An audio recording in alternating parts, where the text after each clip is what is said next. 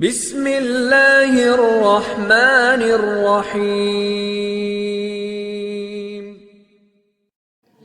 حضرت جابر رضی اللہ تعالی عنہ نے بیان کیا، میرے والد عبداللہ رضی اللہ تعالی عنہ شہید ہوئے تو اپنے پیچھے بال بچے اور قرض چھوڑ گئے۔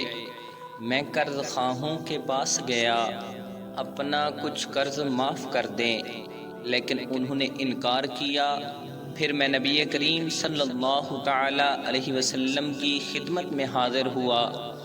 آپ صلی اللہ تعالی علیہ وسلم سے ان کی سفارش کروائی، انہوں نے اس کے باوجود بھی انکار کیا۔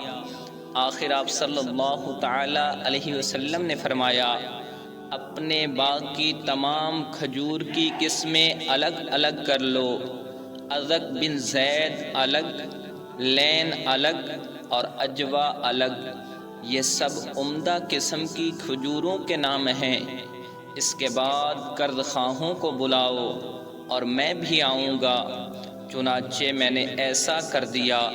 جب نبی کریم صلی اللہ تعالی علیہ وسلم تشریف لائے تو آپ صلی اللہ تعالی علیہ وسلم ان کے ڈھیر پر بیٹھ گئے، ہر قرض خواہ کے لیے ماپ شروع کر دی، یہاں تک کہ سب کا قرض پورا ہو گیا اور کھجوریں اسی طرح باقی بچ گئیں جیسے پہلے تھی، گویا کہ کسی نے اسے چھوا تک نہیں۔